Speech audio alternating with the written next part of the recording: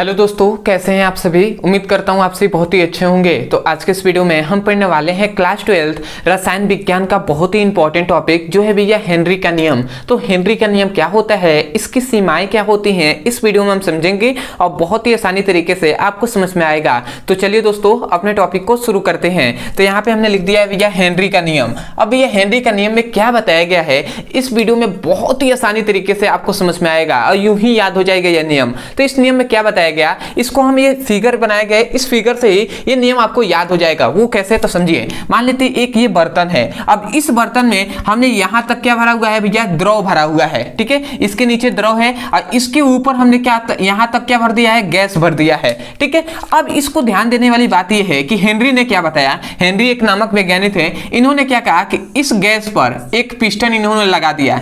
ये क्या लगा दिया, इन्होंने एक पिस्टन लगाया। अब इस पिस्टन की सहायता से इस गैस पर दाब लगा रहे हैं। क्या लगा रहे हैं भैया, दाब लगा रहे हैं। ठीक है, इस पिस्टन की सहायता से गैस पर दाब लगाते हैं। ठीक है, अब जब इस पर प्रेशर दिया जाएगा, गैस जो है इस पर प्रेशर दिया जाएगा, इसको दबाया जाएगा, तो ये जो गैस के जो पार्टिकल्स होते हैं, जो क्या होते हैं, कण होते हैं, ये क्या करते हैं भैया, द्रव में घुलने लगते हैं। ठीक है, द्रव में घुलने लगते हैं या विलय होने लगते हैं। ठीक है, मतलब जो क्या होने हैं, जो गैस हैं वो द्रव में, द्रव मतलब हम कह सकते हैं द्रव कहें या विलायक भी कह सकते हैं। ठीक है, तो ये जो मतलब अपने अंदर घुलाता है उसको ही हम विलायक कहते हैं। तो द्रव कहें या विलायक, तो हम यही कह रहे हैं कि जब इस पर हम गैस पर दाब लगाते हैं ना, तो ये जो गैस है ये द्रव में घुलने लगता है। तो यही हम कह रहे हैं कि जो घुलनशीलता होती है गैसों की, द्रव में जो घुलनशीलता होती है,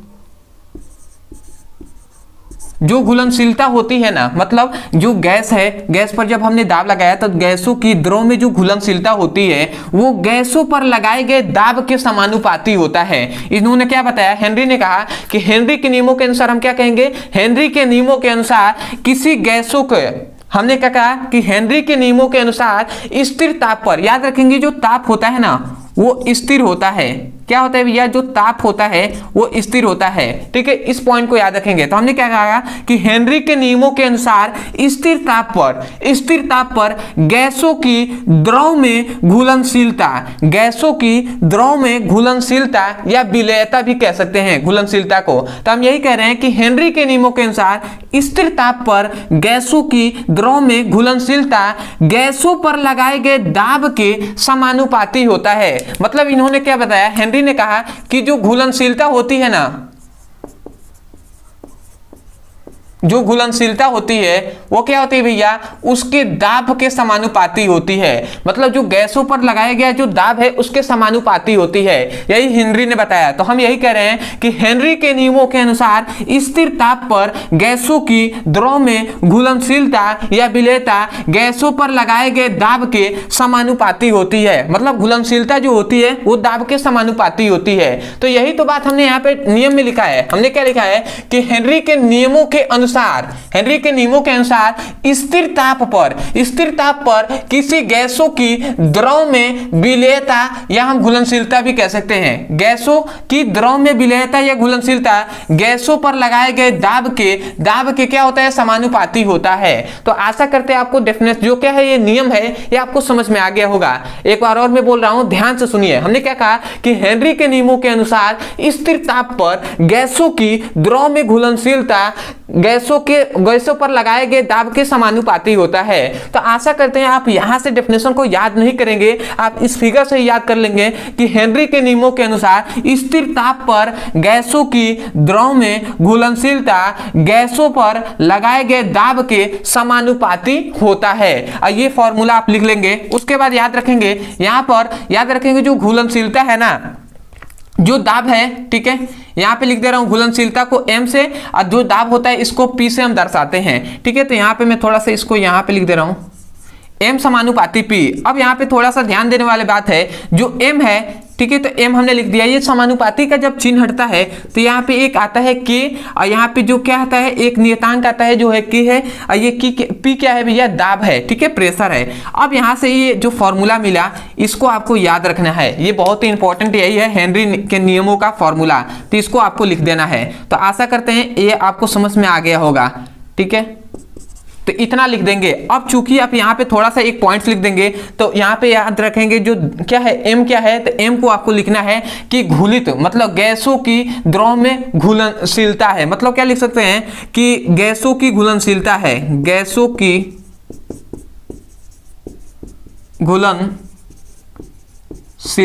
गैसों की घुलनशीलता है कौन भैया, स्मॉल एम है, ठीक है। और उसके बाद के क्या है भैया, पी क्या है, तो ये पी लिख देंगे आप कि गैसों पर लगाया गया दाब है, गैसों पर लगाया गया दाब है, ठीक है। और जो के क्या है भैया, तो के आप लिख लेंगे हेनरी स्थिरांक है। क्या है, हेनरी स्थिरांक, या आप इसको कह सकते हैं एक समानुपाती स्थिरांक है। तो इतना आप लिख लेंगे। क्योंकि मैं थोड़ा सा नहीं लिख पा रहा हूं क्योंकि यहां पे मैं लिख दे रहा हूं सीमाएं, कि इसकी जो सीमाएं हैं कम से कम 2-3 आपको सीमाएं लिखनी ही होती है। तो इसको भी हम देख लेते हैं। तो सबसे पहली जो सीमाएं हैं याद रखेंगे, जो दाब है ना भैया वो बहुत अधिक नहीं होना चाहिए। जो गैस पर हम दाब लगा रहे हैं वो दाब बहुत अधिक नहीं होना चाहिए। इसलिए मैं यहाँ पे लिख दे रहा हूं कि तभी ये नियम क्या होगा, हेनरी का नियम पालन करेगा जब गैस पर कम दाब लगाया जाएगा। अधिक दाब लगाएंगे तो भैया हेनरी का नियम पालन नहीं करेगा। इसलिए हम यही लिख रहे हैं कि दाब बहुत अधिक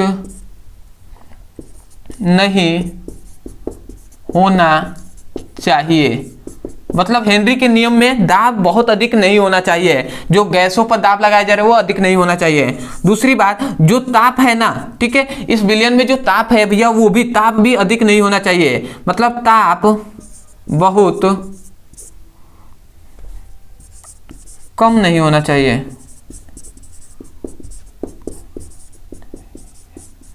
ठीक है, जो भैया याद रखेंगे सबसे पहला पॉइंट, ये दोनों अपोजिट है। जो दाब होता है वो बहुत अधिक नहीं होना चाहिए, ठीक है, बहुत अधिक नहीं होना चाहिए। और जो ताप होता है ना वो बहुत कम नहीं होना चाहिए और बहुत अधिक भी नहीं होना चाहिए, मतलब मीडियम। इसलिए कहा गया है स्थिर ताप, ठीक है। तो बहुत अधिक नहीं होना चाहिए, इसलिए हमने लिखा है कि ताप बहुत कम नहीं होना चाहिए, कम भी नहीं होना चाहिए, बहुत अधिक भी नहीं। इसलिए आप लिख लेंगे कि ताप बहुत अधिक नहीं, मतलब कम नहीं होना चाहिए, और जो दाब है वो बहुत अधिक नहीं होना चाहिए। तीसरा जो पॉइंट है ये बहुत इंपॉर्टेंट है, ये आप यहाँ पे लिख लेंगे, या मैं बोल दे रहा हूं तो आपको लिखना है। क्या लिखेंगे कि जो गैस है ना वो द्रव में अधिक घुलनशीलता, मतलब घुलनशील नहीं होना चाहिए। मतलब गैसों की द्रव में घुलनशीलता अधिक नहीं होनी चाहिए या विलेयता अधिक नहीं होना चाहिए। तो मैं यहाँ पे थोड़ा सा अगर जगह है तो मैं लिख दे रहा हूं, देखते हैं अगर आपको दिखाई दे तो आप लिख लीजिएगा कि गैसों की, गैस द्रव में अधिक घुलनशील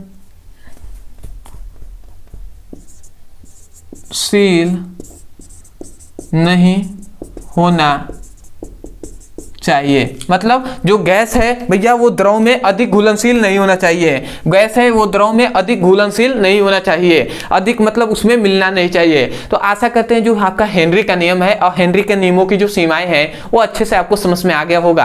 तो मैं यही कहूंगा, यदि सच में आपको इस वीडियो से सीखने को मिला हो, यदि समझ में आया है तो सबसे पहले तो चैनल को सब्सक्राइब कर दीजिएगा, वीडियो को लाइक कर दीजिएगा, हो सके तो हमें कमेंट सेक्शन में जरूर बताइएगा कि आपको ये वीडियो कैसा लगा। अदरवाइज बहुत से ऐसे स्टूडेंट हैं जो चाहते हैं कि भैया जो क्या होता है चैप्टर वाइज सीक्वेंस में एक एक करके वीडियो मिल जाए और मैं अपने सिलेबस को कंप्लीटली पढ़ सकूं, चाहे वो फिजिक्स का हो, केमिस्ट्री का हो। तो आपके लिए यहाँ पे नंबर दिया जा रहा होगा, इस नंबर पे आप व्हाट्सएप करके मैसेज द्वारा मांग सकते हैं कि class 12 physics chemistry all important all video link यदि आप लिखते हैं तो आपको सभी फिजिक्स और केमिस्ट्री का चैप्टर वाइज सीक्वेंस में एक एक करके वीडियो दे दिया जाएगा। यदि आप कहते हैं कि भैया चैप्टर वाइज सीक्वेंस में हमें सभी इंपॉर्टेंट टॉपिक को केवल चाहिए तो आप लिख सकते हैं कि class 12 physics chemistry all important topic, ठीक है। तो आपको इंपॉर्टेंट टॉपिक का लिंक दे दिया जाएगा, वहां से जाकर उसकी पढ़ाई अच्छे से कर सकते हैं। तो आशा करते हैं आप समझ गए होंगे। अदरवाइज यदि स्कूल में कोचिंग में कोई टॉपिक समझ में नहीं आता है तो केवल आपको उस टॉपिक का यूट्यूब पर नाम लिखना है, अंत में हमारे चैनल का नाम लिख देंगे ब्रदर सर, आपको वीडियो मिल जाएगा, वहां से जाकर उसकी पढ़ाई कर सकते हैं।